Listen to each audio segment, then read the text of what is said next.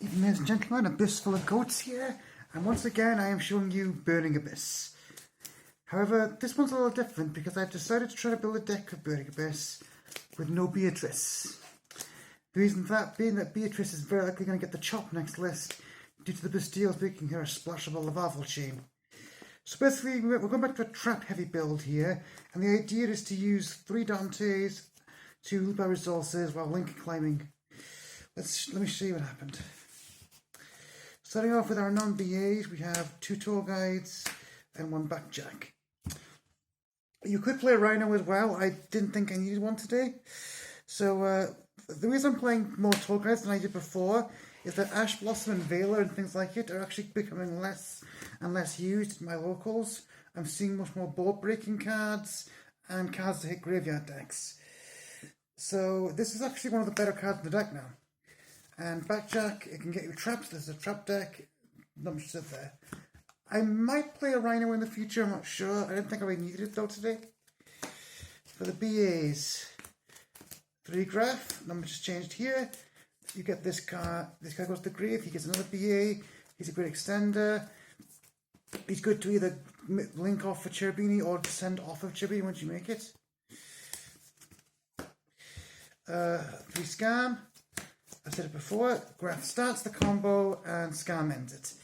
You pretty much want to get this off of the Graph usually. You go Graph on a BA, make Cherubini, summon this off of the Graph that you use for Cherubini, dump to Seer, get back Graph, make either a Dante or an IP, then end phase out a tour guide or a BA to your hand, and go from there. Here's the big change I made to this deck.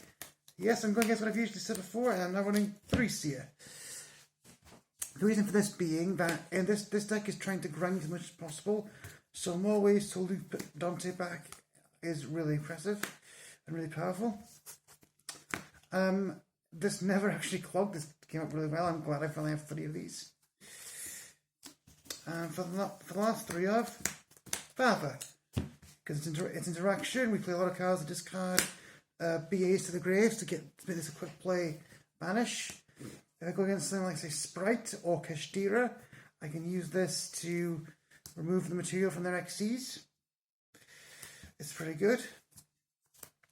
Then for the one-offs, we have them for the 2 one-offs, 2 Alich, 1 Baba, 1 Calcat, and 1 Little Witch.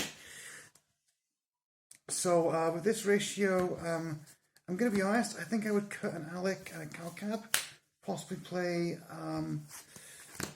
Actually, I think I just cut the Calcab. Alec is not as good as it used to be because I'm not playing Beatrice or Purple Dante, so it's just not a hand trap anymore. But again, you can still pitch stuff for your traps to get an Availer effect. These, mostly just names, but like always, this can win in time, and this can help with the link climbing. This is just a name, it's not going to do much otherwise, I'm afraid. Moving on to the spells, we have 1 Copper the Grave. Again, this wasn't as good as it used to be because hand traps aren't being played as often in my meta right now, but it can still hit cards that want to be in the grave out of them, like against Tier Elements, for example. Then we have 3 Droplet. And I've just realised I wasn't playing a Foolish Burial. You should play a Foolish Burial in this deck. I just forgot. Anyway, I borrowed the 3rd one from a friend. This is amazing because it shuts down 2 or 3 effects and gives you a sense of your graveyard with BAs. So yes, you should also be playing a Foolish Burial as an extra BA. I don't know why I'm not playing a Foolish Burial. I've just forgotten to put it back in for my list deck. Because you're now playing 3 Seer, you could also play Part of Desires, which I think I will try the next time I do this deck. And then we have a bunch of trap cards of that.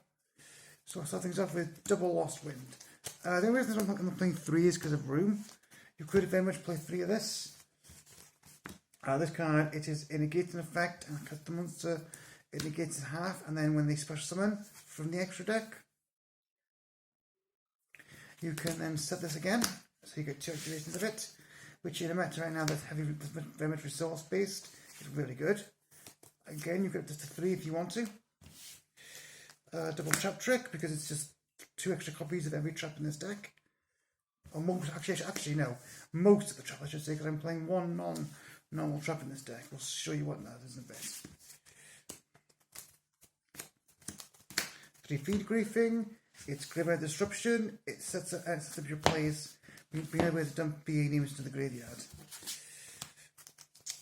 3 Ice Dragon's Prison, this is the best removal right now we have in this deck, because it summons back, I can banish a card out of the grave and on the field and it doesn't target.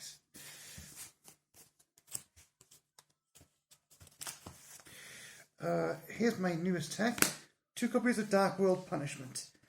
This is a solemn, and instead of paying life, you discard a fiend. So it also sets up your BA plays on your opponent's turn. If you use it with Farfa, you can get rid of 2 monsters on their board. You obviously don't get the graveyard effect usage because you're not playing Dark Worlds, but this is still a really good card that I can make a couple of games today. Triple Dynamishkus.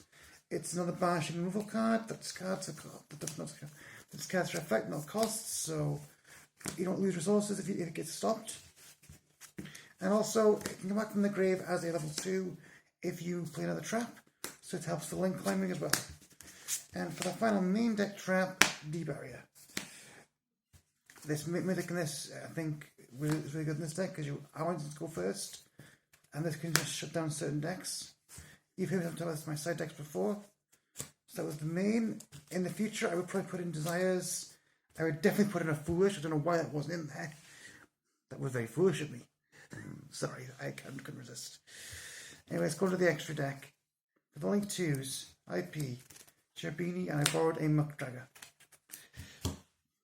So Cherubini is the best extender in the deck. It gives protection to the BAs, and if it stays in the field, it's a repeatable Foolish Burial. Muckdragger, it brings back fiends in the grave, which isn't actually that great with the BAs because they'll just blow themselves up, but it could be used to get back your other fiends like Underworld Goddess and Tour Guide for link extension. And of course IP is a quick link during the opponent's turn, making Unicorn Disruption. For our link 3s, BLS and Unicorn. This is our go second one, this is our go first link 3. So Unicorn, you play it in the opponent's turn for the IP for a bounce, which also costs you a discard, so you can get another BA effect possibly. And going second, you make this with a couple of BA names.